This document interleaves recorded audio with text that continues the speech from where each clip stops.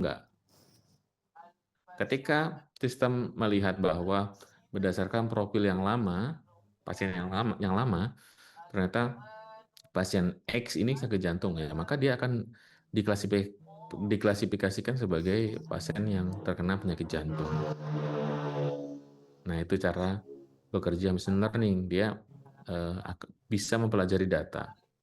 Tapi nggak mungkin kan kalian menggunakan jika maka. Misalnya, jika usia 52, maka dia sakit jantung. Jika jenis kelamin laki-laki, misalnya ya, maka dia tidak sakit jantung dan seterusnya. Terlalu banyak variasi kondisi yang harus kalian buat atau formulasikan.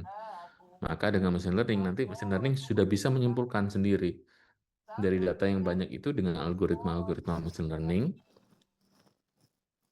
apakah seorang pasien itu sakit jantung atau tidak sakit jantung. Sampai sini ada yang bertanyakan? Soalnya ini angka semua, harusnya sih bertanya. Atau kalau ada yang masih bingung, silakan.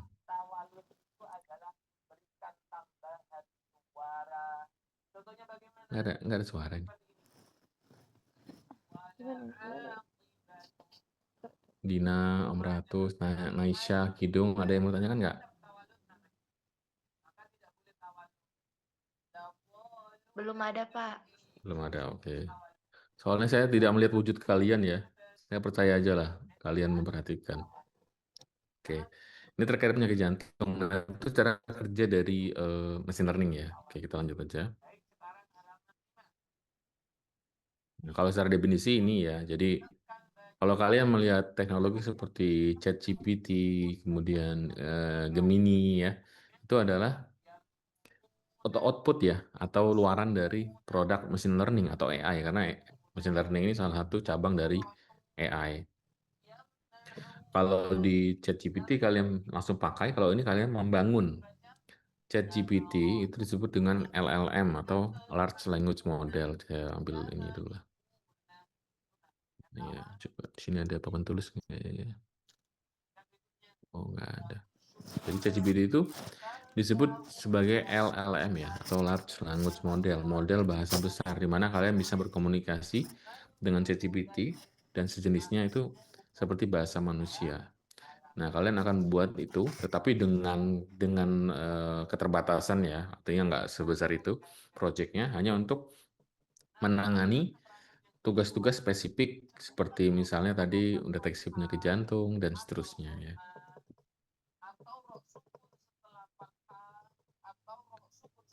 Nah, perkembangan AI sekedar teori saja. AI sendiri itu sudah ada dari tahun 1950. Ya, atau kita ambil rentang lah ya, 1950 sampai 1970. Artinya AI yang sekarang itu baru kita kenal, sebenarnya sudah ditemukan sangat lama pada tahun 1950 sampai 1970. Lalu machine learning sendiri itu mulai dibahas dan diteliti pada tahun 1980 sampai 2006. Maka apa yang kita pelajari saat ini adalah ilmu yang ditemukan tahun 1990, 2000, dan 2006, di mana ini sudah 20 tahun yang lalu ya. Artinya, dengan kapasitas otak kita saat ini, harusnya kita bisa lebih mudah memahami dibandingkan dengan orang-orang terdahulu, di mana orang-orang terdahulu terbatas dengan sumber daya belajar. Ya, misalnya dulu nggak ada internet, internetnya lelet, kemudian sumber belajarnya itu terbatas, maka harusnya machine learning ini menjadi materi yang mudah dipahami saat ini. Karena sudah lama ini diteliti dan muncul. Baru kemudian ada deep learning. Deep learning ini bukan deep learning yang kurikulum itu ya. Deep learning ini di kajian komputasi, beda dengan metode yang disampaikan oleh Menteri Pendidikan saat ini. Deep learning itu beda kasus. Jadi jangan dicampur adukan. Nah, kenapa AI yang sudah muncul dari tahun 1950 sampai 1970 itu baru booming sekarang? Karena baru ada teknologi hardware yang bisa mendukung implementasi AI secara optimal. Dulu RAM itu terbatas ya. Zaman tahun 1950, 1970 mungkin komputer pun masih sangat terbatas. Bahkan tahun 2006 ya, ketika mesin learning ditemukan, RAM itu masih sekitar 4 GB, 2 GB ya. Sedangkan saat ini HP harga 2 juta saja RAM-nya sudah 4, sudah 8. Nah, karena adanya keterbatasan hardware, prosesornya ya, dulu mungkin Pentium, kemudian dual core, sedangkan sekarang kan kalian mungkin sudah punya laptop yang Core i7, Core i9 ya, di mana prosesor itu mendukung untuk komputasi dari mesin learning. Nah, karena sudah tersedia barang-barang itu, ada CPU, ada RAM yang semakin banyak, maka AI saat ini bisa diimplementasikan. Yang saat ini kalian pakai di ChatGPT, Gemini itu buat gambar ya, untuk generative function ya. Kemudian ada banyak lah ya, ada DeepSeek dan seterusnya. Maka AI baru baru muncul sekarang-sekarang ini karena sudah ada hardware untuk mendukung implementasinya. Kalau dulu sekedar konsep, belum bisa apa namanya, diterapkan. Kalau sekarang sudah bisa diterapkan. Itu latar belakangnya kenapa dulu sudah ditemukan tapi kok boomingnya baru tahun-tahun 2020 ya. Karena kita sedang persiapan untuk hardware-nya. Nah, kemudian awal machine learning ya. Machine learning dulu pernah dikembangkan oleh Google bernama AlphaGo. Ini AlphaGo. Dia membuat software untuk mengalahkan catur ya, juara catur. Jadi ini adalah juara catur kelas dunia. Namanya siapa ya? Kemudian dia diminta untuk mengalahkan catur yang didevelop pakai mesin learning. Yang ini. Lalu apa yang terjadi pada waktu itu? Ini nilainya ini AlphaGo ya namanya ya. Kemudian ini, ini ya KGA namanya ya. KGA ini kalah dengan mesin. Jadi kalau kita ditanya apakah mesin bisa mengalahkan manusia, sudah ada jawabannya dari zaman dulu ya. Karena ini sudah video sangat lama yang di-develop Google. Di sinilah mulai cikal bakal machine learning, di mana machine learning itu bisa memprediksi gerakan dari pemain catur. Ya kita nggak usah susah-susah ya, kita bahkan game catur, kita ngalahinnya susah. Apalagi kalau dia diimplementasikan machine learning yang bisa memprediksi gerakan itu mungkin 1000 langkah dari gerakan yang kita bisa prediksi sebagai manusia. Ya, karena dia ini AlphaGo ini mendapatkan 100.000 data pertandingan ya, maka dia bisa belajar banyak data seperti itu. Lalu kemana aja Pak kita bisa mengimplementasikan pembelajaran mesin? Pertama web searching ya. Web searching sekarang kalian kan kalau buka Google sekarang sudah dijawab oleh Gemini ya, nggak seperti dulu. Nah itu penerapan dari machine learning. Lalu analisa tulisan, text analysis, misalnya kalian mau nanti aja lah ya. Ada lah teks analis sekarang agak panjang. Saya lewati dulu. Kemudian pengenalan gambar, image recognition, saya rasa ini mudah dipahami ya. Kalau kalian buka HP kalian pakai kamera, itu namanya image recognition atau face recognition ya. Sekarang di teknologi mobil Tesla, mobil listrik Tesla yang sudah bisa pilot yang membawa mobil sendiri itu juga menggunakan dasarnya adalah computer vision atau pengenalan gambar. Atau penerapan pada e-commerce. Misalnya di sini kalian punya Shopee misalnya nih. Lalu si Naisha ya misalnya punya Shopee. Naisha ini nyari apa namanya? Kosmetik nih misalnya. Nah, nanti di Shopee itu sudah merekomendasikan barang-barang yang kemungkinan disukai oleh Naisha. Nah, itu penerapan di e-commerce. Berarti dia sudah mempelajari data atau profil pengguna. Beda dengan apa namanya? Website e-commerce yang nggak menggunakan machine learning. Misalnya, kalau dulu website yang nggak machine learning ya, saya contohin dulu gimana ya, pelan-pelan saya contohinnya. Misalnya kalian mengunjungi sebuah web ya, pada tahun 2005 lah misalnya. Tokopedia pada tahun 2005. Kalau kalian mencari barang-barang make up, maka yang direkomendasikan itu make up juga memang benar. Tetapi itu cuman kayak misalnya gini, kalian datang ke mall, kemudian ke counter make up-nya, lalu kalian minta beli lipstick lah misalnya gitu ya. Nanti si penjualnya itu akan menyodorkan kategorinya lipstick karena kalian punya ketertarikan dengan lipstick ya. Nah, web zaman dulu itu seperti itu polanya. Cuman ketika kita buka make up ya kategori barang yang muncul di bawahnya itu kategorinya make up. Jadi berdasarkan kategori aja. Kemudian ada yang suka otomotif misalnya, ya barang-barang motor dan lain-lain. Maka yang muncul itu berdasarkan kategori. Berarti dipanggil aja datanya nih.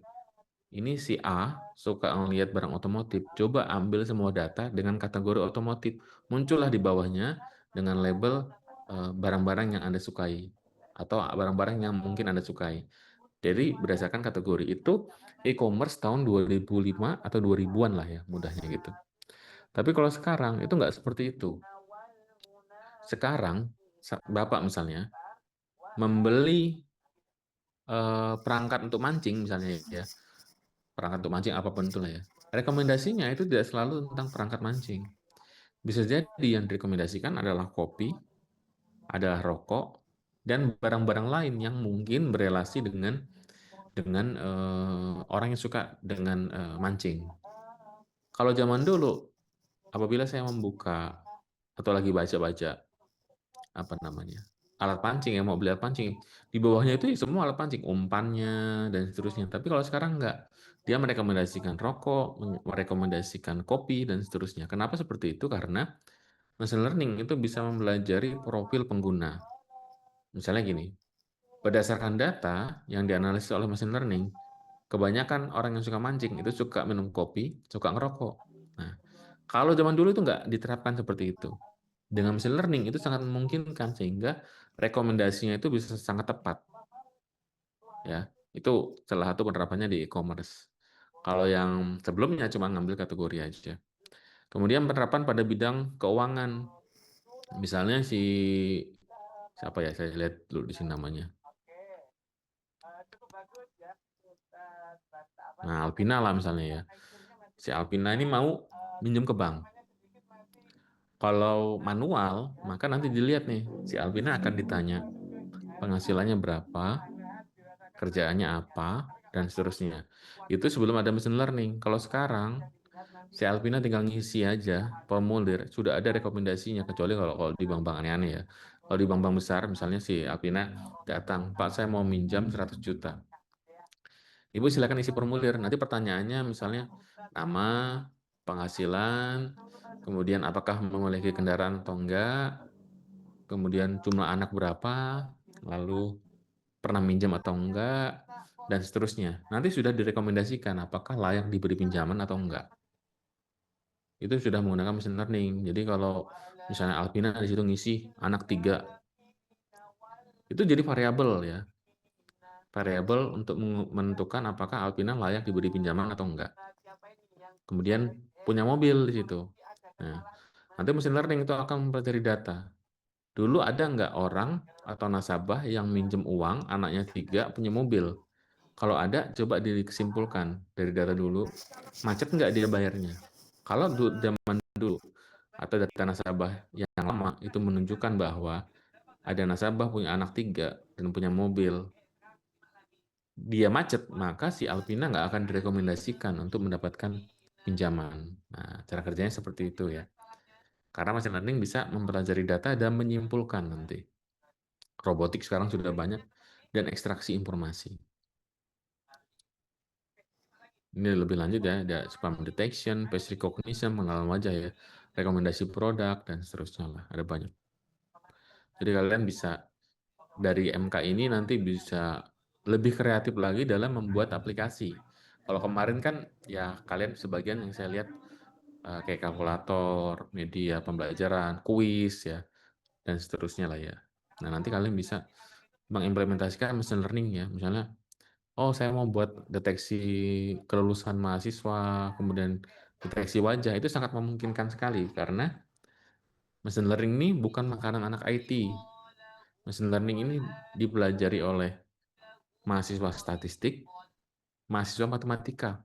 Jadi bukan untuk anak IT saja. Nah, ini contohnya deteksi wajah ya pada waktu itu. Kemudian ini tilang, deteksi apakah orang pakai sabuk pengaman atau enggak. Deteksi penyakit jantung, juga machine learning. Nah, ini contohnya yang rekomendasi produk.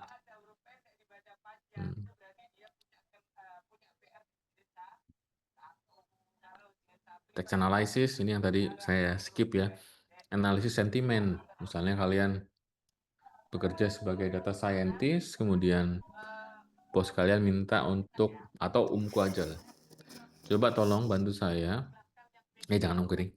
Operator seluler aja ya. Misalnya kalian kerjanya di operator seluler, bos kalian ingin tahu bagaimana asumsi masyarakat terhadap provider ya, XL, Telkomsel, IM3, dan seterusnya. Sentimennya apakah negatif atau positif? Nah, kalau anak matematika yang belum belajar machine learning, maka dia ngambil datanya dari apa? Dari kuesioner biasanya, atau survei. Nanti XL surveinya gimana nih? Apakah suka atau enggak? Telkomsel juga sama dan seterusnya. Lalu direkap, lalu mengambillah persentase dari tiap isian kuesioner. Nah, tapi ada kelemahan. Isian kuesioner itu terkadang dia tidak objektif. Kayak misalnya kalian mau mengisi kuesioner dosen ketika mau lihat KHS. Itu kan kadang-kadang kalian ya cepet-cepet aja lah gitu ya. Yang penting ngisi bisa ngeliat nilai atau netral aja lah, 3 aja semua gitu ya. Nah, itu kelemahan dari kuesioner dan survei. Maka dengan machine learning, kalian bisa menggunakan analisis sentimen. Cara terbaik untuk melihat asumsi masyarakat, apakah punya pandangan negatif atau positif pada sebuah produk adalah melihat dari sosial media. Ya, misalnya si Alvina nulis status, Excel ini lelet banget, atau Telkomsel ini mahal banget. Nah, kalau seorang netizen itu menyampaikan pendapatnya tentang operator seluler, itu lebih jujur. Karena dia, kecuali buzzer ya, artinya dia mengeluh itu pasti jujur. Atau kalau dia memuji, wah luar biasa sekali, Telkomsel layanannya di pulau terkecil juga masih ada. Nah, itu kan jujur. Tapi kalau dia diberikan survei, kuesioner, ada peluang atau kemungkinan dia nggak jujur. Kalau Tapi ninggalin kalau di ini, status, dimatiin videonya terutama biar yang cepat negatif, kelihatan. itu kemungkinan jujurnya lebih tinggi. Udah. Nggak usah susah-susah. Kalau misalnya mati listrik aja, kalian kan langsung ada status tuh. PLN ini gimana, kok mati listrik terus? Nah, itu kan jujur tuh. Artinya ada asumsi masyarakat yang nggak terlalu suka dengan produk PLN yang sering mati.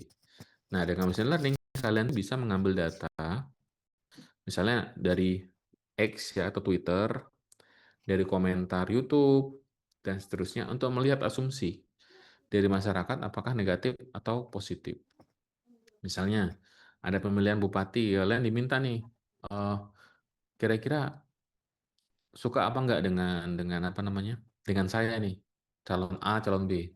Maka kalian bisa mengambil komentar dari YouTube ketika mereka debat.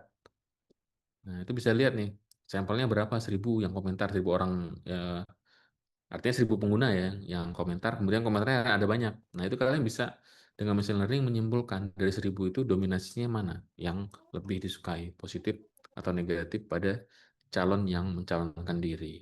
Nah, seperti itu. Kemudian selanjutnya adalah cara kerja machine learning. Pak, gimana cara kerja machine learning? Yang pertama, kita menggunakan yang namanya supervised learning atau belajar terbimbing ini ya. Misalnya kalian punya tomat, kan sekarang sudah ada alat deteksi wajah dan seterusnya ya. Cara kerjanya gimana? Ini input raw data, ini artinya data mentah ya. Kalian mau buat mesin untuk mengklasifikasikan tomat atau bukan. Diberikanlah dia data tomat dan bukan tomat, ya, tomat dan bukan tomat, supaya dia bisa membedakan. Kemudian data itu diproses atau disupervisi oleh kalian nih di sini supervisi. Supervisinya Dalam bentuk apa, Pak? Bentuknya adalah pelabelan. Misalnya ini tomat, ini bukan tomat, ini tomat, ini bukan tomat. Nah, setelah itu di training, dilatih, lalu dia bisa memproses dan menghasilkan ini tomat atau bukan tomat. Saya kembali lagi ke kasus machine learning. Pada kolom machine learning tadi, paling akhir itu ada kolom namanya target. 0 dan 1. 0 artinya tidak sakit jantung, 1 artinya sakit jantung. Nah, itu namanya label ya. Dari mana, Pak, itu labelnya? Dari data lama. Oh, dulu pasien dengan profil ini dia tidak sakit jantung, berarti 0. Itu label ya. Itu ngajarin mesin namanya. Kemudian 1 berarti sakit jantung dan seterusnya. Kalau di sini, karena ini kasusnya tomat, dia ngasih nama aja atau dikasih folder, ini tomat, isinya gambar tomat semua. Kemudian ini bukan tomat, isinya bukan tomat. Baru dia bisa mendeteksi apakah ini tomat atau bukan. Nah, ini supervised learning, di mana kita mensupervisi atau melatihnya dengan cara melabel. Misalnya mau deteksi alpina atau bukan, maka gambar alpina itu ribuan gambar alpina itu harus dikasih label dulu. Ini alpina, ini bukan, ini alpina, ini bukan. Nah, nanti dia bisa mendeteksi itu apakah itu alpina atau bukan berdasarkan label atau supervisi. Ngasih nama ya, label itu ngasih nama kepada benda yang ingin diklasifikasikan. Nah, ada juga yang namanya unsupervised learning. Unsupervised, kalau tadi kan supervisi, kalau ini unsupervised. Dilakukan unsupervised ini ketika objeknya itu ingin kita cluster. Maksudnya gini, gimana ya saya jelasinnya biar mudah. Oh, gini. Kayak tadi tuh, kasus yang e-commerce. Misalnya, kalau orang suka mancing, itu hobinya kemungkinan atau peluangnya sama. Maka direkomendasikanlah semua alat-alat yang rata-rata orang mancing itu suka beli barang itu. Nah, kalau di sini, kan ini ada bentuk nih, ada kotak, segitiga, persegi, dan seterusnya. Dengan unsupervised, ya, nanti setiap data akan diklaster atau dikelompokkan berdasarkan kesamaannya. Bulat akan ketemu bulat, segitiga akan ketemu segitiga, ya, kotak akan ketemu kotak, dan seterusnya. Nah, ini unsupervised learning. Kita nggak ngajarin, mesinnya langsung bisa melakukan klasterisasi atau mengelompokkan ya. Kayak tadi, orang yang suka make up itu akan dikelompokkan bersama orang yang suka make up. Orang yang suka otomotif akan dikelompokkan dengan orang yang suka otomotif. Nah, biasanya orang yang suka otomotif itu punya kesamaan, misalnya dia suka beli apa ya, suka beli apalah namanya produknya ya. Atau yang suka IT biasanya suka beli keyboard, mechanical dan seterusnya gitu ya. Nah, itu namanya unsupervised learning. Cuma ada 3 cara belajarnya. Yang terakhir adalah reinforcement learning. Reinforcement learning ini adalah belajar dengan penguatan. Biasanya diterapkan di robotik. Misalnya kalau robot itu jalan kemudian jatuh, nah jatuh dia itu dapat dapat pengurangan nilai. Artinya dia nggak boleh melakukan itu. Tapi kalau dia jalannya lancar, rutenya pas, dia diarahkan kemana sesuai tujuan, maka dia dikasih reward ya, ini reward. Maka dia nanti tahu, oh kalau reward berarti ini benar nih, saya akan jalan ke sini. Tapi kalau kemarin saya dikasih nilai buruk, maka saya nggak ke situ. Nah itu reinforcement learning. Maka hanya ada 3 ya, ini saya lewat aja. Jenis pembelajaran mesin. Yang pertama adalah supervised learning atau belajar terbimbing. Kita yang bimbing, kasih label ya. Kalian mau prediksi apakah Alpina lulus tepat waktu atau enggak, ya diajarin dulu ya datanya tadi seperti yang pernah saya bahas, mengambil data dari lulusan. Dulu lulusan A lulus tepat waktu. Nah, lulus tepat waktu itu kalian namanya label. Lulus tidak tepat waktu dan seterusnya itu adalah label. Semi supervised ini mengelompokkan ya tadi misalnya mahasiswa yang suka otomotif akan dikumpulkan dengan yang suka otomotif, teknologi akan dikumpulkan dengan teknologi. Maka kita mudah menawarkan sesuatu pada komunitas yang memiliki kesamaan. Gitu. Kemudian reinforcement learning. Sisanya ini teori-teori saja kayaknya. Ini sama ya, supervised dan unsupervised. Input datanya apel, kemudian bisa memprediksi ini apel. Atau kalau tadi kita sakit jantung ya, sakit jantung misalnya, dan nggak sakit jantung, nanti dia bisa prediksi apakah pasien sakit jantung atau nggak sakit jantung. Kalau unsupervised di bawah ini dikasih gambar apel, pisang, ini apa ini? Tomat kali ya atau jeruk ya. Nanti dia mengelompokkan nih. Dia tidak mengklasifikasikan ya, beda mengelompokkan sama mengklasifikasikan. Kalau mengelompokkan berarti dia mengumpulkan pada apa namanya? Benda-benda yang memiliki kesamaan atau ciri-ciri yang sama. Tidak ada proses pelabelan kalau di unsupervised. Jadi kita nggak label ini apel, ini pisang, ini jeruk, nggak. Machine learning akan langsung mengelompokkan. Tapi kalau yang ini, dia kan memprediksi tujuannya, maka harus kita kasih label. Ini lagi untuk memperkuat kalian. Supervised learning ini ya. Kasih label dulu, ini gambar bebek, mesin. Mesin ini gambar bebek. Mesin ini bukan gambar bebek, diajarin gitu, dikasih label. Di rename filenya lah mudahnya gitu. Baru dia nanti bisa memprediksi. Kalau dimasukin gambar bebek, ya hasilnya bebek. Karena dia sudah tahu. Tapi kalau unsupervised, gambar binatangnya banyakin. Nggak usah di label, udah langsung satu folder gambar ribuan binatang. Nanti berdasarkan gambarnya bisa diklasifikasikan oleh mesin learning. Nah, seperti itu. Nanti alatnya pakai apa? VS Code ya, sama pakai apa namanya? Google Colab kita. Sampai sini silakan kalau ada yang mau ditanyakan dulu.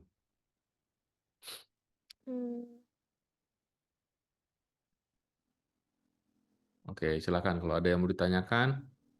Nanti kalian UTS-nya soalnya mesin learning, jadi segera ditanyakan. Gantian juga ngomongnya, silakan.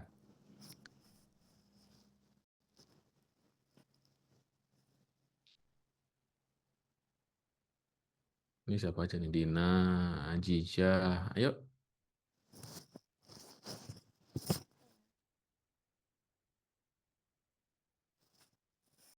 Gusti, ada yang mau nanya nggak? Karena nanti UTS-nya mesin learning kalian bingung. Yang bisa open cam dong. Saya mau lihat dulu. Kalau nggak pakai jilbab nggak usah. Ajija, raise hand. Kenapa Ajija? Pak, izin bertanya yang tadi di survive apa ya tadi learning apa tadi yang sebelum ini?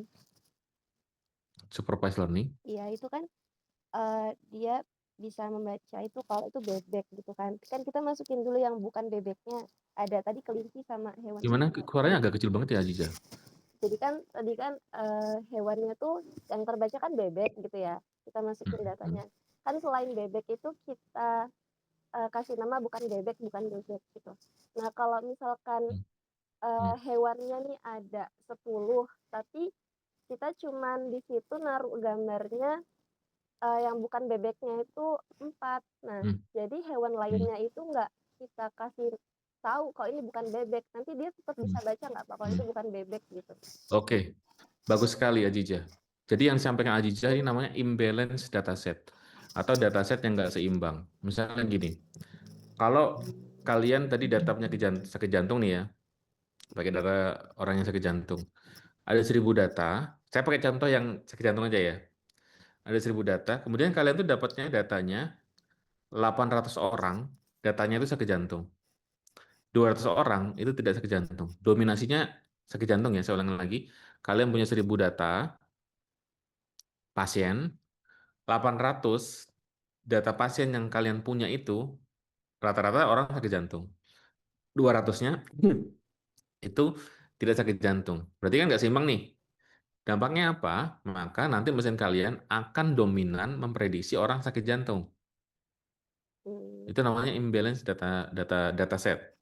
Nah, yang ditanyakan Aziza tadi, misalnya gambar mau mengenali bebek ya, yang bukan bebeknya misalnya cuma 2 misalnya ya, saya agak lupa tadi ke komposisinya ya. Kalau misalnya kalian mau melatih mesin mengenali bebek atau bukan, gambar bebeknya lebih banyak, maka dia nanti bisa salah untuk membedakan yang bukan bebek. Atau sebaliknya, ada 10 data, gambar bebeknya cuma 2, sisanya bukan bebek, maka dia juga kesulitan untuk mendeteksi bebek. Nah, maka yang poin pertama adalah dataset dalam mesin learning itu harus banyak. biasanya 500 sampai 1000 supaya dia bisa mengeneralisasi ya secara komprehensif. Kemudian ketika memilih dataset itu yang seimbang. Boleh beda tapi jangan terlalu jauh. Kalau tadi kan kita punya dataset kita yang mau kita suapin ke mesin kita itu 800 orang sakit jantung, 200 orang yang nggak sakit jantung. Karena mesinnya itu lebih banyak dikasih data orang yang sakit jantung, maka prediksi dia nanti akan dominan pada orang sakit jantung. Padahal nggak sakit jantung, dia prediksinya sakit jantung. Nah, seperti itu ya. Atau gini lah ya, gimana ya saya. Misalnya kalian, ini saya kembali ke mesin learning dulu ya.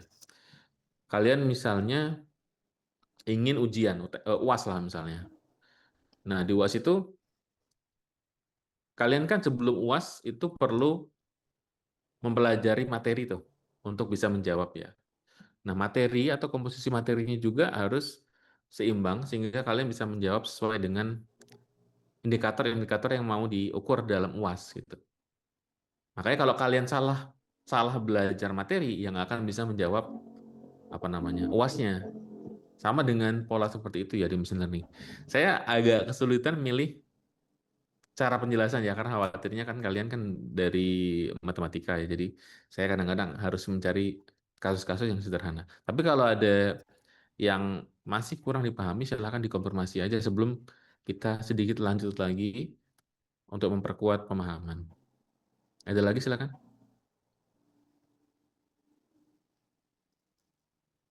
Atau gini deh, kita ngobrol dulu ya. Kalau menurut kalian, ini jawabannya ada dua aja ya, supervised atau unsupervised. Kalau alat tilang otomatis itu supervised atau unsupervised menurut kalian? Belajar terbimbing atau belajar tidak terbimbing? Nggak usah yang 3 dulu lah, kan ada 3. Supervised, unsupervised, reinforcement. 2 aja nih, kalian pilih. Terbimbing, Pak. Terbimbing. Nah, siapa yang jawab nih? Naisa ya, kenapa Naisa? Karena itu pasti dia mencoba untuk mengenali dulu kan. Iya. Ajarin dulu. Baru dia bisa mendeteksi bahwa itu dia tidak memakai sabuk pengamannya. Oke, berarti datasetnya apa Naisa? Gambar orang apa? Tidak pakai sabuk pengaman. Oke, bagus. Karena kalau kebanyakan saya tanyakan ke mahasiswa STI, mereka jawabnya akan unsupervised, tidak terbimbing, karena mereka membayangkan gimana caranya kita bisa mendeteksi objeknya. Misalnya orang naik mobil, jangan ke tilangnya dulu ya, ke pelanggarannya dulu. Kita deteksi orang naik mobil, naik motor, aja susah kan. Maka mereka rata-rata menjawabnya adalah unsupervised, tidak terbimbing, karena tidak memungkinkan bagi kita untuk melabel ini gambar mobil, motor, dengan segala bentuknya ya. Nah, itu mereka rata-rata menjawab unsupervised. Tapi ini luar biasa karena langsung bisa menjawab supervised. Kenapa? Supervised karena yang dipelajari adalah ini pelanggaran, ini bukan pelanggarannya, bukan ini mobil, ini bukan mobil, atau ini motor, ini bukan motor. Nah, itu cara mengenali apakah mau menggunakan supervised atau unsupervised. Kalau yang ini, rekomendasi orang diberi pinjaman atau enggak, itu supervised atau unsupervised? Rekomendasi apa, Pak? Rekomendasi apakah seseorang itu diberikan pinjaman atau enggak oleh bank.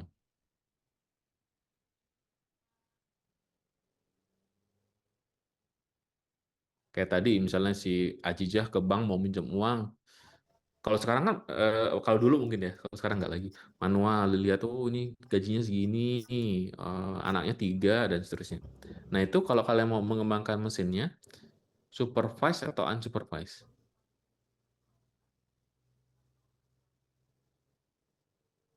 Kayaknya supervise juga deh, Pak. Kenapa alasannya?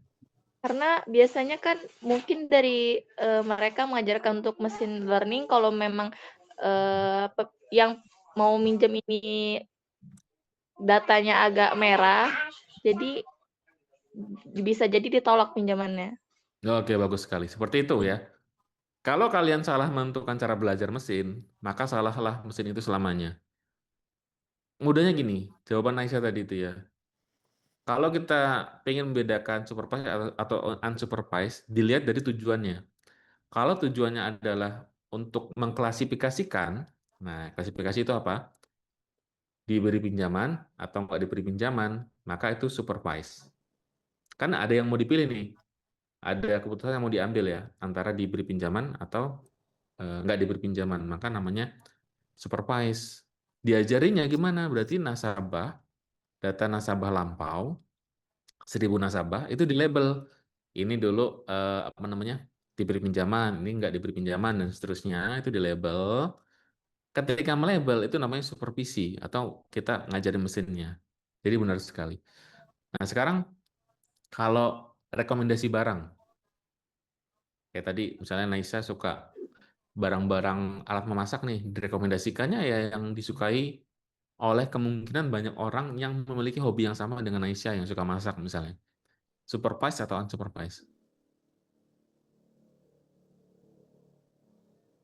Nyalain juga boleh.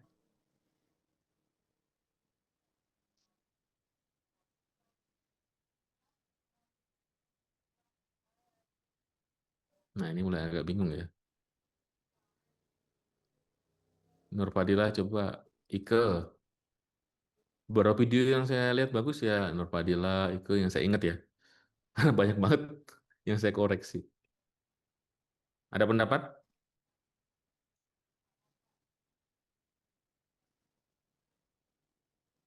Cuma milih aja supervise atau unsupervised. Naisa mau coba lagi, Naisa? Kalau kata Naisa itu supervise juga, Pak. Kenapa? Karena dia merekomendasikan dari ada banyak orang yang suka memasak, lalu Naisa coba cari barang memasak, jadi dia merekomendasikan. Dari penjelasan Bapak tadi, sepertinya machine learning itu semakin banyak skala yang kita beri, maka semakin sering dia untuk merekomendasikan itu. Oke, Bapak simpan dulu ya. Ada yang jawab unsupervised? Mana yang lain nih? Nggak ada bunyi ya? Oke lah, jawabannya itu unsupervised, Naisa. Karena unsupervised tujuannya adalah mengcluster. Segitiga dengan segitiga, kotak dengan kotak, bulat dengan bulat akan dikumpulkan pada objek yang sama. Jadi kalau Naisha suka alat-alat masak, maka profil pengguna Naisha itu akan digabungkan dengan orang-orang yang memiliki kesamaan dengan Naisha. Misalnya berdasarkan mesin learning-nya, orang yang suka masak itu suka belinya misalnya wajan ya, kemudian panci dan seterusnya. Itu nanti direkomendasikannya kayak gitu. Atau orang-orang yang suka masak itu rata-rata suka juga beli kipas angin kecil untuk nemenin ininya, apa namanya, masaknya tuh. Itu kan nggak pernah terpikirkan kita memasukkan produk, milih kategorinya, apa namanya, alat masak. Padahal kipas nggak mungkin kan. Nah, dengan machine learning, itu bisa diambil kipas itu, direkomendasikan kepada komunitas atau sekumpulan orang yang suka masak.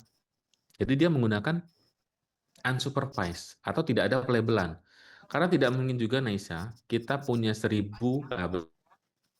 juta pengguna Shopee atau 1 juta pengguna Tokopedia, kita label satu-satu tidak mungkin juga. Misalnya, ini Naisa suka otomotif misalnya, Imratus suka alat make up dan seterusnya, itu tidak memungkinkan untuk kita dan tidak logis juga kan jadinya. Maka menggunakannya unsupervised.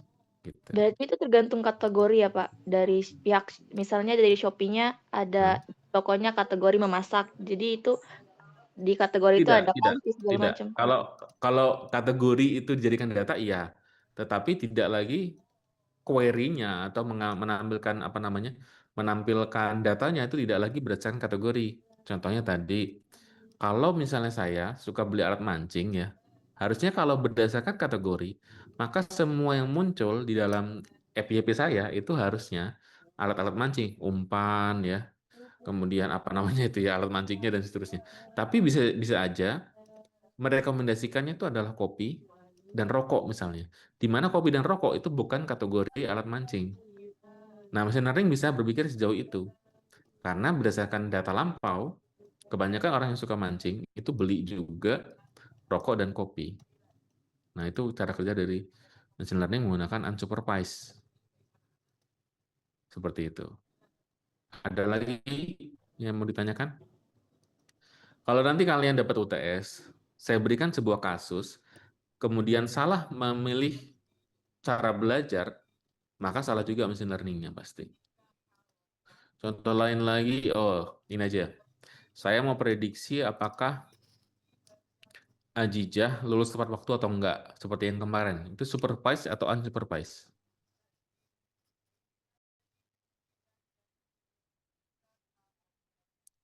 Terbimbing atau tidak terbimbing? Mutiara coba. Mungkin unsupervised, Pak. Unsupervised, oke, alasannya?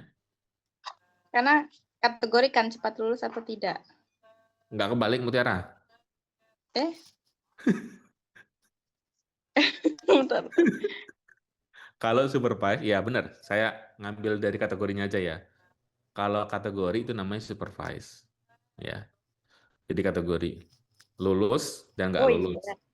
Itu berarti supervised, bukan unsupervised. Caranya kayak kemarin kita bilang itu ya. Kayak kita bahas kemarin, berarti kita kumpulin dulu variabelnya. Apa sih yang variabel yang menentukan seseorang mahasiswa itu lulus tepat waktu atau enggak? Ya kayak kemarin ya, nilainya, sering hadir apa enggaknya, punya pacar atau enggak, ikut organisasi atau enggak, dan seterusnya. Itu variabel X ya. Nah, berarti kalau misalnya ada 5 variabel, berarti X1, X2, X3, X4, X5, ada 5X di situ. Variabel Y-nya adalah lulus tepat waktu atau tidak lulus tepat waktu. Kalau kita manualin, tentunya ya lama ya, tapi dengan machine learning itu bisa kita lakukan. Lalu dari mana Pak datasetnya kalau kita mau prediksi mahasiswa itu lulus tepat waktu atau enggak? Ya dari lulusan. Kita sebar kuesionernya itu kepada lulusan yang sudah lulus. Kenapa? Karena kita perlu variabel Y ya untuk mesinnya belajar. Oh, dulu ada mahasiswa seperti Nur Fadila, misalnya jenis kelaminnya perempuan. Kemudian dulu IPK-nya sama nih rentangnya dengan Nur Fadila. Dulu alumni ini juga pacaran misalnya ya. Nah, Nur Fadila juga pacaran. Terus ikut organisasi dan seterusnya. Nanti data Nur Fadila akan dicocokkan dengan data alumni yang sudah lulus. Lalu dilihatlah yang mirip dengan profil Nur Fadila ini rata-rata lulus tepat waktu atau enggak. Kalau rata-rata lulus tepat waktu, maka probabilitas nanti memang dia kategori ya hasilnya ya.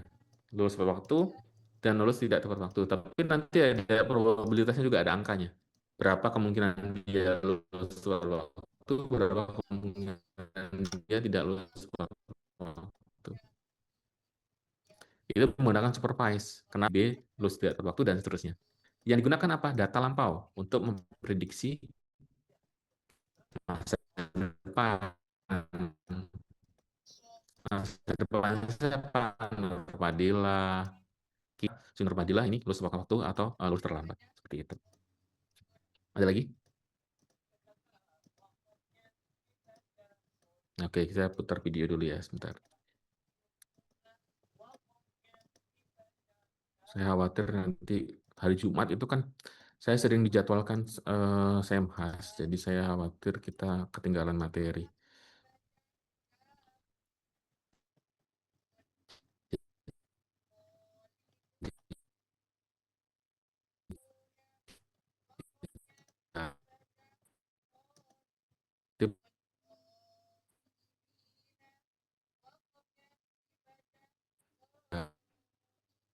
Nah, kalau ada Soalnya ya. Iya betul. Agak lama. Dan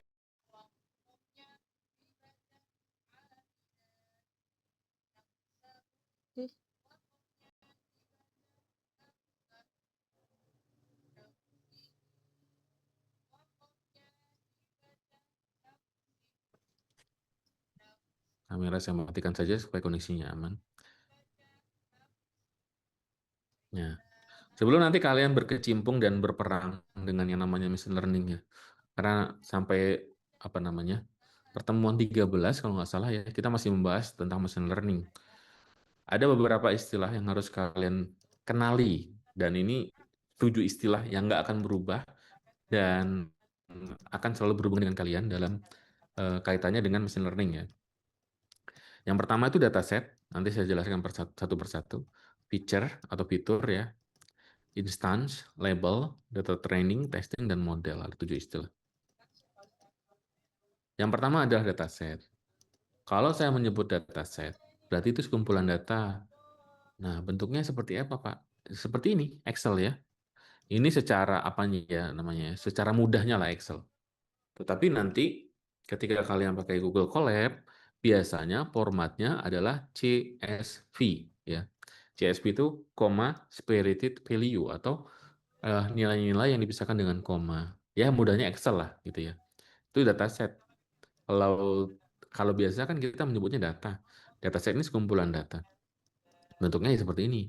Tapi dataset di machine learning itu bisa beda-beda bentuknya tergantung dari tujuan kita. Misalnya kalau si Naisa mau buat aplikasi untuk deteksi wajah, maka datasetnya ya bukan ini, datasetnya adalah gambar. Misalnya si Mutiara mau buat deteksi suara, maka datasetnya adalah audio. Nah, itu pertama dataset ya, nyebutnya dataset. Kemudian feature atau atribut. Ini yang perlu kalian ingat dasar ya. Fitur itu variabel X. Ya, kalau kalian kan anak-anak matematika sudah terbiasa lah mendengar istilah variabel. Fitur itu variabel X ya. Artinya kalau secara mudah kolom ya, kolom yang ada di dataset tadi. Jadi kolom-kolom kalau kalian tadi lihat penyakit jantung, kolom usia, kolom jenis kelamin, kemudian kolom apa lagi? Tekanan darah dan seterusnya, itu namanya fitur atau variabel X. Variabel yang mempengaruhi adalah variabel X kan. Nah, variabel yang dipengaruhi nanti ada namanya. Fitur ini merupakan prediktor. Prediktor ini mentang-mentang ada or-nya bukan berarti orang ya. Prediktor ini adalah sesuatu yang menjadi variabel atau bahan untuk memprediksi kita. Misalnya tadi ada fitur usia, ada fitur jenis kelamin, itu namanya fitur atau disebut variabel X atau disebut prediktor untuk memprediksi orang sakit jantung atau enggak. Namanya fitur ya. Contohnya seperti ini. Fitur yang mana Pak? Ini, yang ini, dua ini. Yang satunya label. Label nanti kita bahas tersendiri. Fitur adalah komponen yang mempengaruhi atau menjadi prediktor atau variabel X-nya. Ini kan kita mau prediksi, bukan prediksi kalau ini, mau mendapatkan rekomendasi apakah bermain tenis atau enggak bermain tenis. Maka variabelnya apa aja? Outlook-nya ya, apakah sunny atau hujan, cuacanya ya. Kemudian temperaturnya panas, dingin, kelembaban, dan angin. Nah, nanti dari variabel-variabel ini menentukan keputusan kita apakah mau main tenis atau enggak. Ini kan kasus sederhana. Fitur itu yang mempengaruhi keputusan bermain tenis atau enggak. Tapi tidak semua kolom adalah fitur. Contohnya adalah yang ini. Ini cuma data point atau penunjuk data saja. Nah, itu ya. Ini sama. Nah, ini fitur atau disebut prediktor, atribut sama aja ya. Karena kan fitur itu adalah variabel X, tentunya dia akan menjadi prediktor karena alat untuk memprediksi atau mengklasifikasikan. Lalu variabel Y-nya itu disebut dengan target. Nah, ya kita jelasin di sini. Nah, kemudian kalau fitur bentuknya kolom, kalau instance atau di Indonesia nyebutnya instansi ya, tapi nggak pas sih kadang-kadang. Baris ya. Fitur adalah kolom, instan adalah baris. Nah, kemudian label. Ini terlalu banyak sinonim ya di machine learning. Jadi kayak tadi fitur, atribut, variable X. Karena memang semua berelasi. Walaupun saya nggak mau berurusan dengan terlalu banyak istilah, tapi saya khawatir kalau kalian lihat YouTube, tergantung dari YouTubernya menyebutnya nanti fitur bisa disebut atribut. Nah, jadi kalau dia menyebut atribut, ya itu fitur. Kalau dia menyebut fitur, ya itu atribut gitu ya. Sama dengan hal itu, label itu juga sering disebut kelas ya, kelas. Juga sering disebut target. Nah, kalau di perkuliahan ini bebas kalian mau pakai label, kelas atau target. Misalnya gini. Misalnya kalian mau deteksi penyakit jantung. Saya tanya berapa labelnya, berarti jawabannya iya dan tidak. Ya, labelnya iya dan tidak. Berarti 2. Atau kelasnya 2. Targetnya itu 2 juga. Terus tadi ada play tenis, main tenis atau enggak. Labelnya berapa? 2, karena jawabannya cuma iya dan tidak.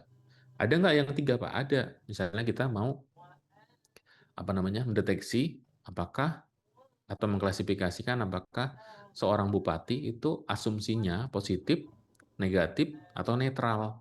Kan 3 itu jadinya kelasnya.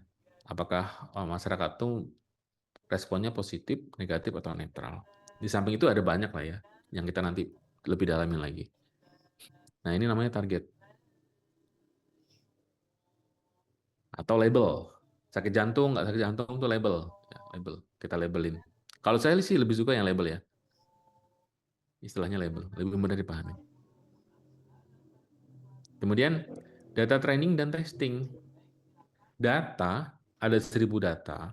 Itu nggak semuanya untuk training.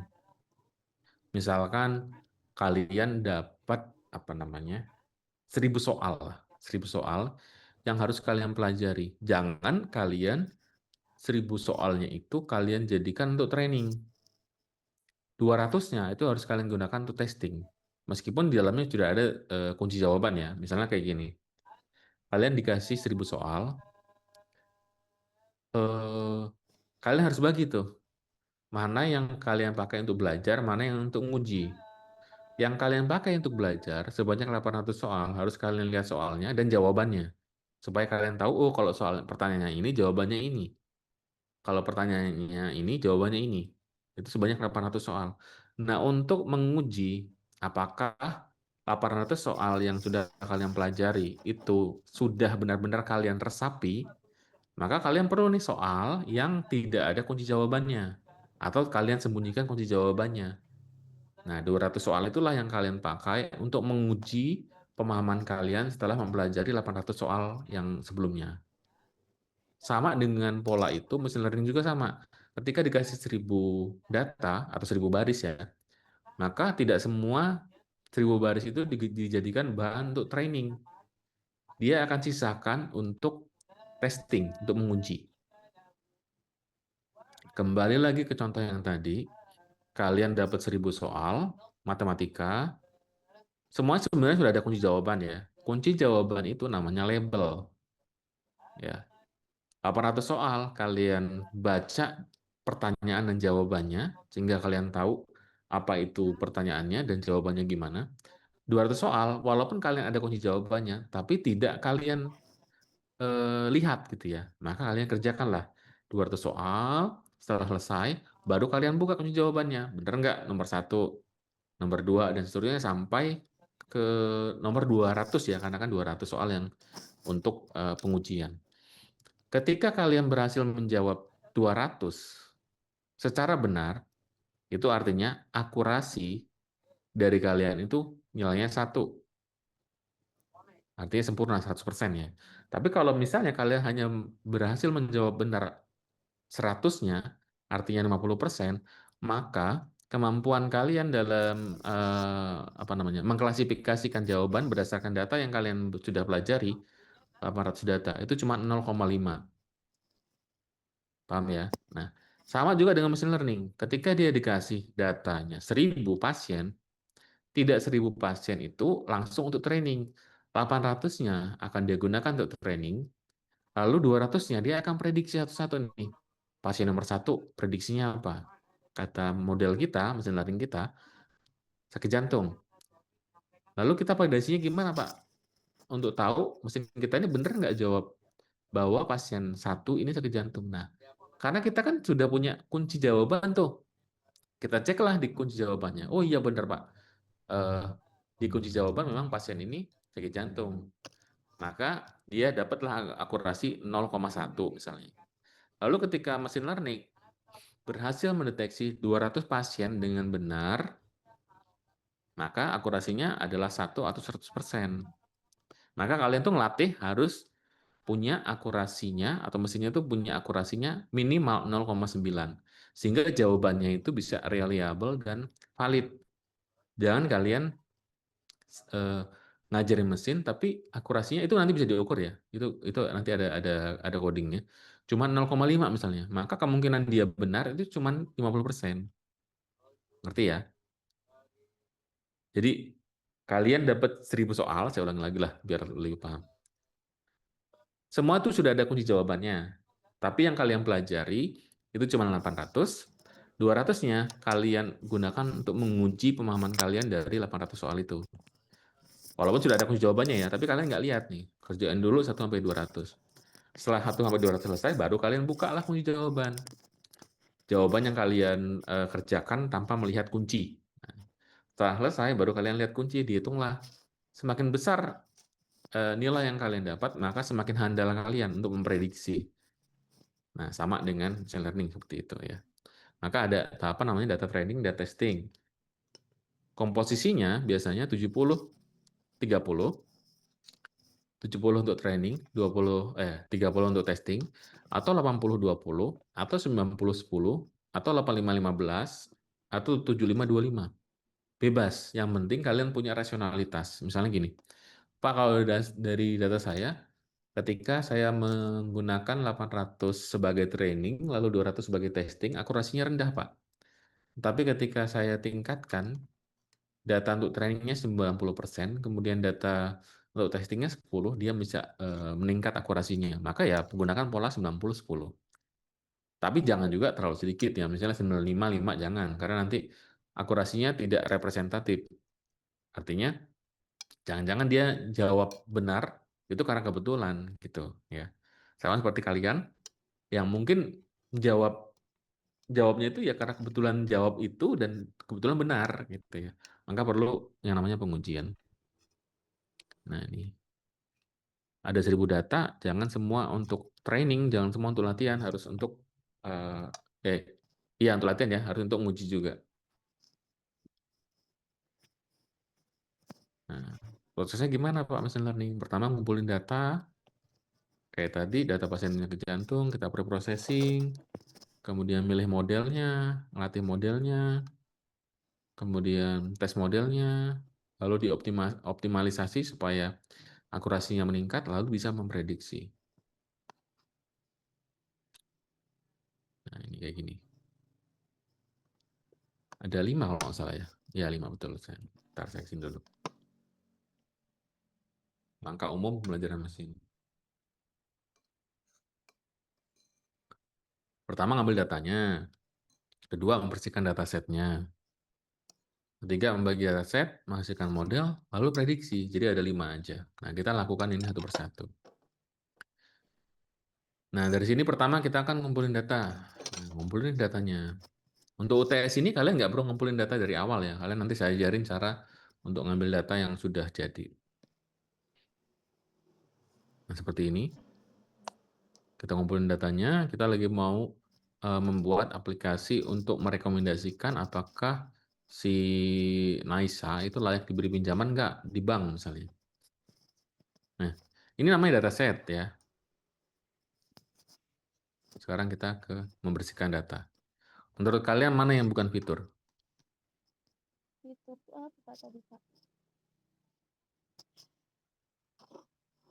Atau yang bukan variabel X atau bukan prediktor? Silakan. Nomor sama ID nasabahnya, Pak. Nomor ID nasabah, alasannya? Karena itu nggak bisa dijadiin buat prediktornya nanti. Bagus sekali Ike. Sekarang nomor handphone masuk nggak Ike? Oh iya, nggak juga, Pak. Kenapa? Karena nggak bisa juga dijadiin prediksi nanti. Oke, bagus sekali. Jadi jawabannya itu ya. Misalnya gini, kalian minjem ke bank, terus ngasih nomor HP, lalu apa namanya orang tuanya bilang, oh nomor HP-nya nggak cantik ini, nggak usah dipinjemin. Jadi bukan jadi variabel, maka kita harus bersihkan ya. Nah, selain itu, sebelum kita ke situ, data yang kosong juga, kalau kalian menemukan data yang kosong itu nggak boleh dipakai. Ini kan ada yang kosong nih, nggak boleh dipakai. Nah, nomor HP juga tidak boleh kita pakai sebagai variabel X, karena nggak nyambung.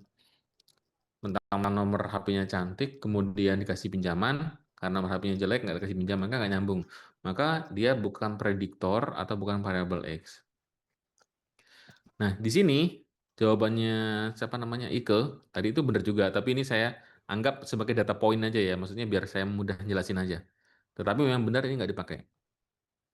Data point itu penunjuk aja.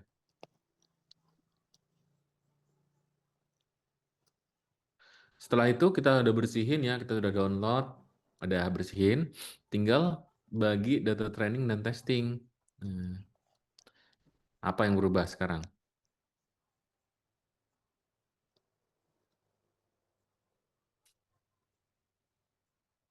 Ada yang ngeh nggak perubahannya apa? Yang nomor teleponnya tadi hilang, Pak, sama Iya. yang 00 tadi juga hilang. Oke, bagus sekali. Jadi kita harus memastikan sebelum dia training ya, dan testing itu harus dihilangin dulu. Jangan sama kayak gini lah. Kalau kalian ke kunci tadi, jangan kalian mempelajari soal yang nggak utuh, ya, sama soal yang nggak ada hubungannya dengan ujian. Nah, maka kalian harus bersihin dulu. Benar ya? Nah, ini kita bagi nih training, testing. Misalnya 80-20, 70-30, dan seterusnya. Baru dia bisa prediksi. Ini saya skip aja karena nggak ada gambarnya di sini ya. Nah, baru dia bisa memprediksi apakah sebaiknya si Ike diberi pinjaman atau tidak pinjam. Nah, itu langkah-langkahnya. Ini mengingatkan tadi, tapi saya skip aja karena kita di pertemuan yang sama. Nah, sekarang saya putarkan video. Sebentar, ini suaranya nggak terdengar.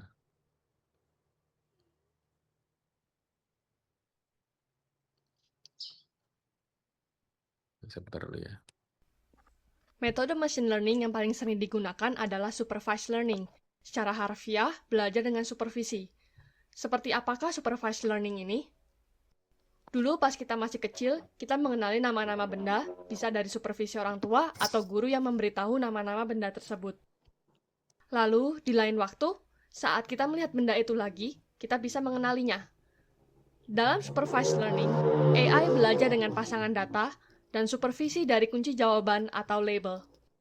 Misalnya, dalam mengenali benda, kita bisa memberikan banyak pasangan data gambar benda dan nama bendanya. Tujuannya, setelah AI belajar, lalu diberikan gambar lain, AI bisa mengenalinya. Kunci jawaban dalam supervised learning ini biasanya dibuat secara manual oleh manusia, entah ngerjain sendiri atau bayar orang lain. Nah, ini yang menjadi salah satu masalah dari supervised learning. Kalau masalahnya cuma klasifikasi gambar, masih oke lah. Lah, kalau nambah harus memberikan lokasi objek, dari cuma kotak bounding box, bahkan sampai lokasi per pixel gambarnya bagaimana? Kalau tidak punya dana atau waktu, membuat kunci jawaban ini bisa menjadi sulit. Lalu, metode supervised learning ini biasanya makin banyak data, makin baik. Sebagai patokan, salah satu dataset klasifikasi gambar yang paling terkenal, ImageNet, memiliki kurang lebih 1,2 juta pasangan gambar dan kunci jawaban untuk mengenali 1000 jenis benda, atau sekitar 1200 gambar per jenis objek. Jadi memang, walaupun konsep supervised learning ini bisa terinspirasi dari manusia, mungkin manusia tidak perlu kunci jawaban sebanyak ini untuk mengenali sebuah objek. Nah, kalau tidak punya data dan kunci jawaban yang banyak bagaimana? Pertama, bisa mencoba mencari dataset yang bisa diunduh dari internet seperti ImageNet. Tapi kalau tidak ada dataset yang sesuai dengan permasalahan kita, ada banyak teknik-teknik lain seperti augmentation, few-shot learning, one-shot learning, zero-shot learning, transfer learning, dan masih banyak lagi. Walau teknik-teknik tersebut cenderung lebih tidak akurat daripada supervised learning dengan data yang banyak, ini bisa tetap jadi pilihan jika terdapat keterbatasan data dan kunci jawaban. Jadi, jika teman-teman tertarik lebih lanjut belajar tentang AI, subscribe channel ini biar nggak ketinggalan update-nya. Oke, seperti itu supervise ya untuk memperkuat saja. Jadi kalau tadi kaitannya dengan apa namanya pelanggaran tilang atau nggak tilang ya benar supervise. Nah sekarang unsupervised Kita lihat lagi video singkat. Sebagai seorang data scientist, penggunaan pendekatan machine learning baik supervised ataupun unsupervised learning sangat dibutuhkan untuk mendapatkan hasil AI yang akurat. Lalu, bagaimana perbedaan keduanya?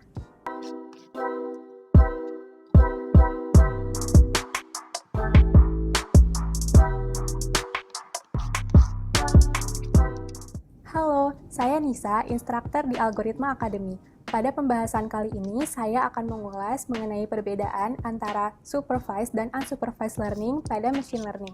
Supervised learning merupakan pendekatan dalam machine learning yang membedakan pola antara input data dan label output. Sederhananya, supervised learning diibaratkan seperti kita belajar di sekolah. Pada saat pembelajaran, materi yang kita pelajari sudah ditentukan terlebih dahulu. Supervised learning pun demikian, ia dirancang untuk mempelajari data yang sudah diberikan label khusus. Contoh algoritma yang dapat digunakan untuk pendekatan supervised learning yaitu regression model, random forest, dan k-nearest neighbor atau KNN. Selanjutnya, unsupervised learning menganalisis data yang tidak berlabel untuk menemukan pola tersembunyi dan menentukan korelasinya. Cara kerja dari pendekatan ini adalah mencari pola eksplisit dari dataset yang telah ada. Pendekatan ini dirancang untuk bisa belajar mandiri dalam mengumpulkan informasi. Contoh algoritma yang dapat digunakan untuk pendekatan unsupervised learning adalah k-means, fuzzy c-means, dan masih banyak lagi. Bagaimana sih perbedaan antara supervised learning dan unsupervised learning? Perbedaan di antara keduanya terletak pada algoritma komputer yang bekerja pada masing-masing pendekatan. Pada supervised learning, algoritma dilatih terlebih dahulu untuk bisa bekerja, sedangkan pada algoritma unsupervised learning bisa langsung bekerja tanpa perlu dilatih terlebih dahulu. Poin perbedaan di antara keduanya terletak pada yang pertama adalah kegunaan. Supervised learning digunakan untuk memproduksi output dari pengalaman yang sudah pernah terjadi, sedangkan unsupervised learning dari penemuan pola yang tidak dikenal dalam data. Yang kedua adalah proses kerja. Model supervised learning mendapatkan variabel data input dan label output, sedangkan unsupervised learning hanya mendapatkan data input. Yang ketiga adalah proses belajar.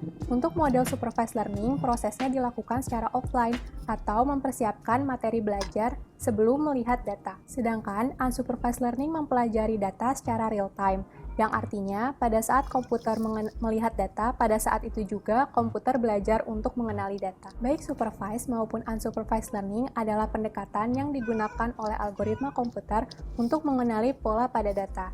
Supervised mengenali data dari label khusus, sedangkan unsupervised mengenali data secara real time. Tertarik belajar machine learning? Yuk bergabung di Algoritma Academy Invest. Itu kurang lebih seperti itu ya, untuk memperkuat pemahaman kalian tentang machine learning tadi. Nah, saya sekarang beralih lagi. Mudah-mudahan terkait supervised dan unsupervised kita tidak lagi ada kebingungan ya.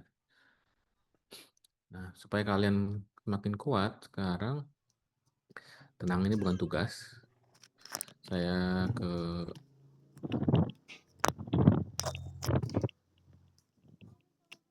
gini. Nanti kalian di rumah belajar dulu sebelum saya nanti membuat soal UTS ya. Kalian nanti bisa buka kaggle.com ya. Namanya kaggle.com dan kalian bisa mencari berbagai kasus yang kalian suka.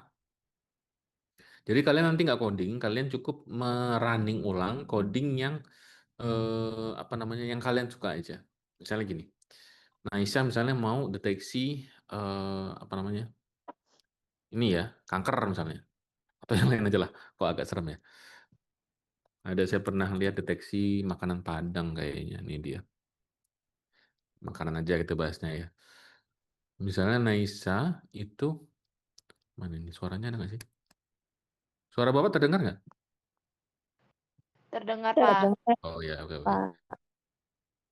Nah, jadi nanti kalian tinggal cari aja nih kasusnya. Oh, saya mau inilah, mau ambil coding untuk deteksi makanan Padang misalnya. Karena ini saya bebaskan tergantung dari ini interest kalian aja. Coba saya lihat dulu datanya ada nggak sih? Nah, karena ini adalah machine learning untuk mendeteksi makanan Padang dengan F1 score atau akurasinya 94,6%, maka datanya ya adalah gambar-gambar makanan ya. Jadi labelnya di mana Pak ini? Label kalau digambar itu dengan nama folder. Ayam goreng, ayam pop, daging rendang, dendeng batotok, dan seterusnya. Maka kita buka nih misalnya. Kalau ayam goreng ya isinya gambar ayam goreng supaya si mesinnya itu bisa paham.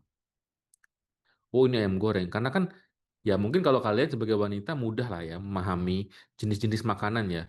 Tapi nggak semua orang ya mungkin ya karena di sini ada juga yang membuat alat-alat kayak gini. Atau ayam pop nih.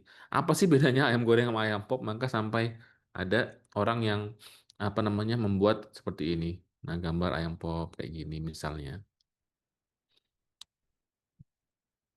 Kemudian mana lagi nih? Saya balik lagi. Malah jauhan.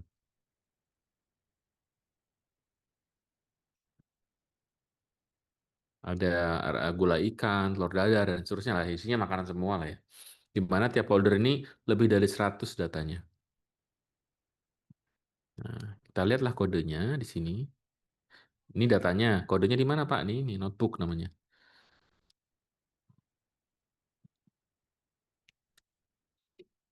Nah, nanti dengan apa namanya dengan Google Colab kalian bisa langsung running nih. Ini kodenya. UTS-nya adalah kalian nanti pilih kasus yang ada di Kaggle, terutama kasus-kasus yang unik ya. Maksudnya yang unik itu yang belum saya jelaskan. Misalnya kalau penyakit jantung kan saya sudah jelaskan, nah jangan diambil lah yang kayak gitu. Karena kita sudah bahas. Nah, misalnya ini si Naisa mau pilih ini, saya mau develop machine learning untuk deteksi apa namanya makanan Padang aja Pak.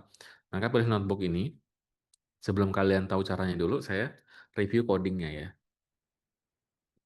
Jadi di dalam Colab kan ada dua istilah ya di sini. Ada yang namanya kode dan teks. Nah, teks itu seperti yang saya pernah sampaikan ketika offline. Ini untuk mendokumentasikan. Jadi nanti di awal harus buat ini. Pengembangan deteksi makanan Padang. Nah, kemudian bernarasilah di sini. Makanan Padang adalah bla bla bla lah ya di sini. Dan seterusnya kayak latar belakang lah, buat latar belakang kenapa kalian memilih ini. Baru nanti nama kalian, nama siapa di sini Naisa ya, dan seterusnya. Ini menggunakan Markdown ya, atau teks namanya. Codingnya nanti di sini. Jadi kalian nggak langsung coding aja, tapi harus membuat penjelasan atau dokumentasi. Sehingga nanti video yang kalian buat sama kayak kemarin ya kita berbasis video, karena saya ingin memastikan bahwa kalian benar-benar mengerjakannya, kalaupun pakai AI, tetap minimal kalian membaca. Makanya pakai video. Tinggal ntar coding ya, terus mau apa namanya, ada dokumentasi lagi dijelasin, ini coding apa gitu ya, dan seterusnya. Kalau kita lihat di sini, dia pun menjelaskan walaupun pakai bahasa Inggris ya. Nah kalau kalian ketemu yang bahasa Inggris, maka ya ditranslate aja, nggak apa-apa. Dijelasin dulu notebook ini mengimplementasikan custom callback untuk menyetel pembelajaran atau rating pembelajaran selama pelatihan dan seterusnya ya. Setelah dijelasin latar belakang, nah ada codingnya nih.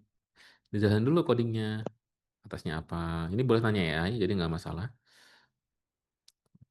Kalian codingnya di copy, minta ya jelasin dengan singkat aja, jangan semua ya. Maksudnya bentar kalian AI jawabnya panjang dimasukin semua.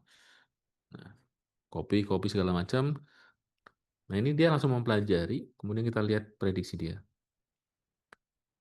Nah ini kalian running nanti dia langsung ini ya, langsung bisa baca data, jadi jangan khawatir. Saya lihat hasilnya. Oh ini dia pakai, ini namanya deep learning. Ini agak lama nih prosesnya. Maka kalau kalian lihat nanti ada yang tulisannya epoch kayak gini, 1-4 sampai 40, berarti dia tuh mempelajari datanya tuh sebanyak 40 kali putaran.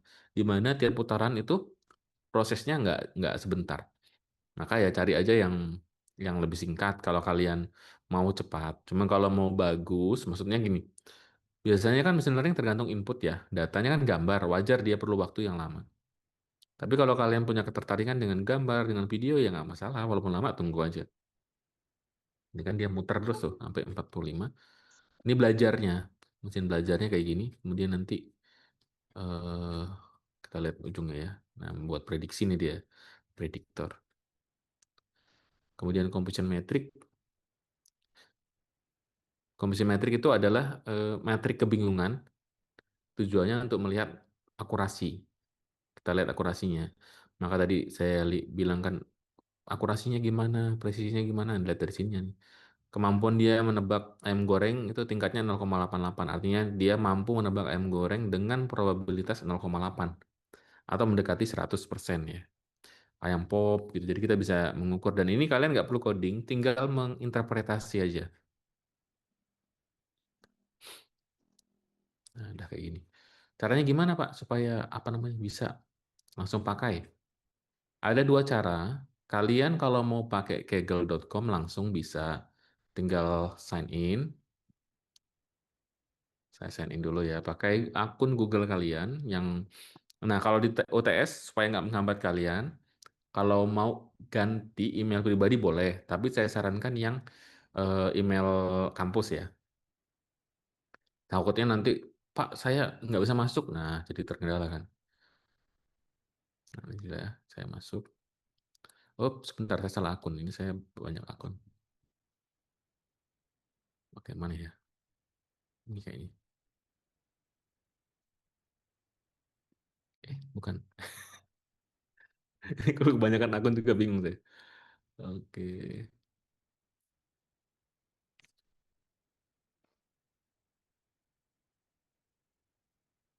Nah, ini dia langsung terbuka padang foodnya. Nah, lalu saya langsung copy and edit aja. Copy and edit.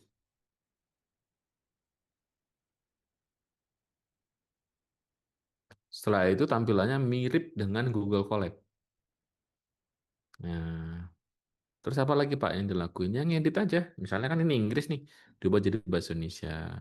Terus ini kan belum ada penjelasan, di copy, ditanyalah ke AI, ini maksudnya apa, lalu ditulis di sini. Kode ini, bla bla bla lah, seterusnya ya, menjelaskan. Tinggal sisanya di running aja. Nah, saya akan running ini, run all semua ya. Saya mau ngeliat ini error apa enggak. Karena kalian kalau bisa, pilihnya yang jangan yang error ya, makanya pilih run all supaya semua di running. Kita lihat dia ke bawah nih. Tuh, ini masih loading nih, dia masih muter.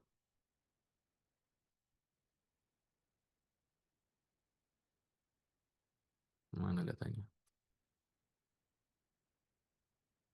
Mana Google Colab ya?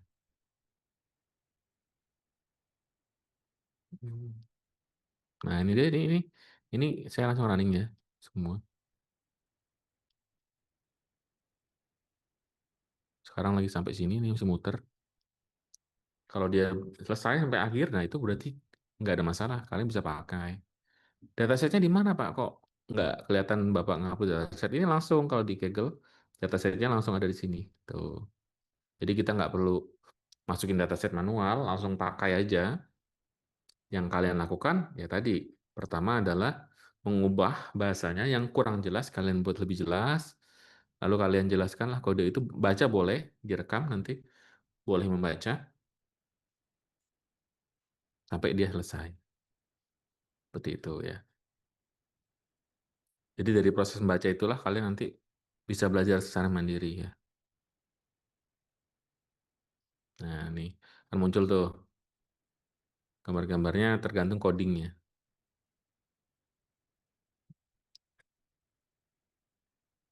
Nah, ini yang tadi kata saya, ini agak lama nih. Dia lagi trainingnya. Kalau nggak dicoba pasti nanti masih bingung. Tapi kalau udah dicoba saya yakin bisa. Karena pola yang sama pernah saya terapkan di mahasiswa bahasa Indonesia. Dan mereka 8 orang waktu itu. Oke semua sih penjelasannya. Bahkan saya batasi 30 menit maksimal. Di orang buatnya ada yang 1 jam. Tapi saya nggak menyarankan ya. Artinya tidak mengharuskan gitu. Tetapi tahun-tahun kemarin ada yang bahasa Indonesia menjelaskannya sampai 1 jam, saking keasikan karena dia ngambil tema tentang K-pop apa ya, saya kalau nggak salah. Dan seterusnya ini agak lama lah ya, saya skip aja. Nah, misalnya kalian mau deteksi K-pop, ada nggak ya di sini K-pop? Nah ini ada juga ya. Jadi macam-macam di sini nih. Nah, senang kalian yang ngerti ini. Ini apa ya dia? Ngapain ini? Data analisis. Tujuannya apa ini dia? Kita lihat bawahnya. Dia mau eksplorasi data aja. Misalnya rata-rata idol K-pop itu lahir di mana ya. Ini rata-rata di Seoul ya. Ini untuk eksplorasi data. Kemudian negara mana? Negara ini bawahnya nih. Nah, ini kalian copy edit langsung running ya, bisa ini. Terus rata-rata idol itu usianya berapa? Oh, puncak tertinggi di usia 20 nih. Tapi ada yang udah tua juga ya. Nah, di sini kan kalian bisa belajar data. Kemudian apa namanya ini? Body tipenya rata-rata berat badannya berapa? Nah, macam-macam lah ya. Jadi kalian bisa explore berbagai hal yang kalian sukai saja sehingga saya juga menikmati penjelasan yang kalian sampaikan nanti di video. Dan kalau kalian memilih yang apa namanya kalian sukai itu seperti kalian menghidangkan makanan kepada saya. Jadi kalau buat video ya memang tugas mungkin kalian juga sibuk ya, tapi seolah-olah kalian itu sedang menghidangkan makanan kepada tamu ya. Jadi ya dibuat semaksimal mungkin, seindah mungkin, seenak mungkin sehingga saya sebagai tamu itu bisa menikmati videonya ya. Pasti saya cek, jadi jangan khawatir. Misalnya, buat lama-lama nanti Pak Hartono nggak ngecek, saya cek pasti. Jadi buatlah semaksimal mungkin, punya waktu 2 minggu untuk apa namanya mempersiapkan. Ada ayam tuh. Ini pakai ini juga boleh, bebas ya. Satu-satu ayamnya sama Terus apa lagi ya biar kalian satu. punya. Nah, tumor lah, deteksi tumor juga bisa.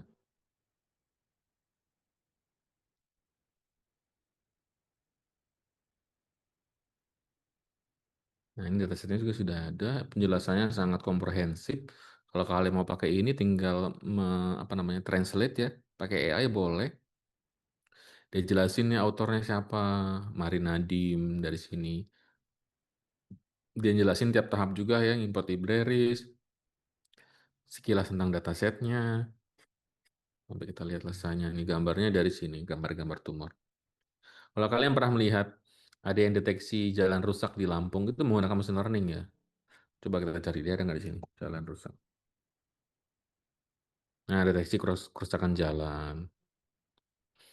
Jadi kalian bisa sangat luas sekali di sini, maka saya bilang dunia machine learning itu bukan milik anak IT aja. Inputnya kita lihat. Nah, ini gambar-gambar jalan yang rusak sama yang nggak rusak. Seperti itu. Tergantung kreativitas dari kalian. Untuk instruksi lebih jelas, saya nanti letakkan di LMS ya. Saya belum buat apa namanya slotnya, tapi gambarannya seperti itu. Terus kalau mau Google Colab gimana Pak? Bisa juga, walaupun ya perlu usaha ya. Maksudnya di sini ada pilihannya dia Google Colab. Nah ini ada download code, bisa kalian upload, tapi harus memasukkan datanya manual jadinya nanti. Ya download bisa. Kalau mau langsung ya boleh juga. Open in Colab nih ya. Jadi open in Colab, dia nanti diarahkan ke Google Colab. Misalnya Pak, saya lebih nyaman pakai Google Colab, juga bisa. Klik aja yang 3 titik ini, nanti langsung ada muncul seperti ini. Coba kita lihat yang berbau pendidikan ya, kelulusan misalnya. Kelulusan mahasiswa. Nah, ada juga tuh. Tapi sekali lagi pilih coding yang nggak error ya. Dari caranya gimana, di running semua dulu. Karena nanti kalian jelasinnya bingung lah. Seperti itu.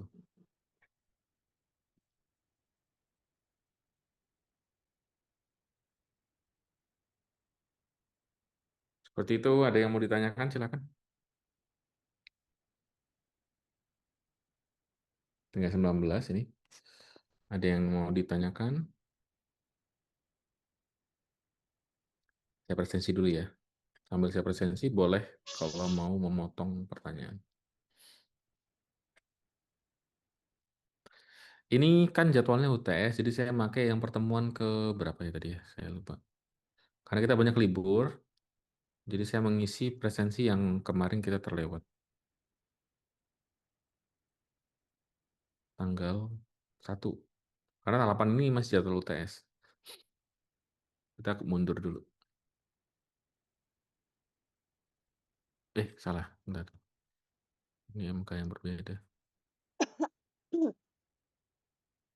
Ini ada Hadir, Pak. Pisti, Hadir, Pak. Mutiara, Hadir. Nur Fadilah. Hadir, Pak. Kok ngantuk Fadilah? Ajijah, Hadir, Pak. Septina.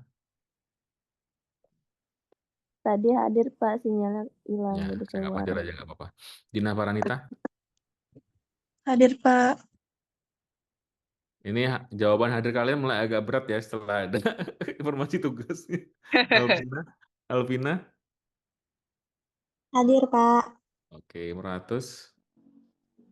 Hadir, Pak, tapi masih rapat. Terkapar. Hadir. Rapat, Pak, rapat. Oh, rapat. Kirain terkapar. Ika Aprilia. Hadir, Pak. Oke, Rizka. Nggak ada. Melija. Hadir, Pak. Dela. Dela tadi yang itu yang ngomongin punya Imro'atus, Pak. Oh ya, Tanaka. Nggak ada ya. Cynthia Bella. Olsa. Hadir, Pak. Dina Sentia. Hadir, Pak. Septiana Anggun. Hadir, Pak. Rizky. Rizky keluar tadi, Pak. Katanya Iya. baterainya habis. Oke. Dewi Anggra ini kalian di kampus ya? Hadir, Pak. Enggak, Pak. Alvina. Hadir, Pak. Oke, Naisha hadir ya. Siva. Hadir, Pak. Kidung. Hadir, Pak.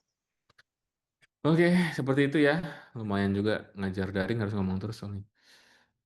Nanti silakan dicicil. Kalau nanti ada kendala langsung konfirmasi saja di grup. Kemudian kalau Pak, saya coba kok nggak bisa-bisa atau saya melihat nanti banyak yang WA saya karena kebingungan ya kita mau nggak mau nanti ada pertemuan atau kalau rekaman saya khawatir saya nggak sempat. Lebih baik kita satu pertemuan cuma 30 menit paling kalau misalnya terlalu banyak kendala yang kalian alami. Tapi ya mudah-mudahan enggak. Jadi nanti tinggal buka Kaggle, coba-coba aja sign in dulu, kemudian pilih kasusnya yang kalian suka untuk coba-coba dulu, run all, atau di running semua, kemudian baca-baca aja dulu ya, sebelum instruksinya nanti saya berikan. Waktu pengerjaannya 2 minggu, saya cek dulu kalender ya. Sebentar. Kalender Mei.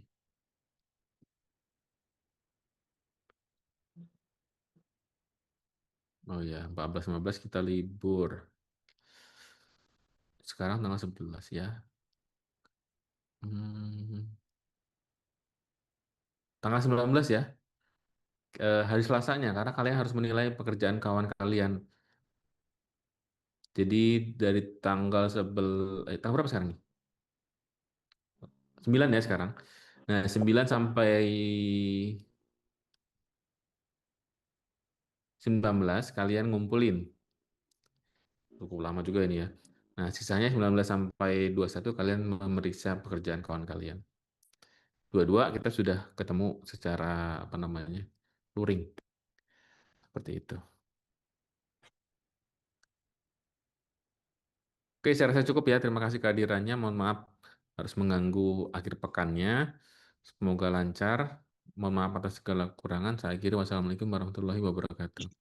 Waalaikumsalam warahmatullahi wabarakatuh. Terima kasih, Pak. Terima kasih, Bapak. Yuk.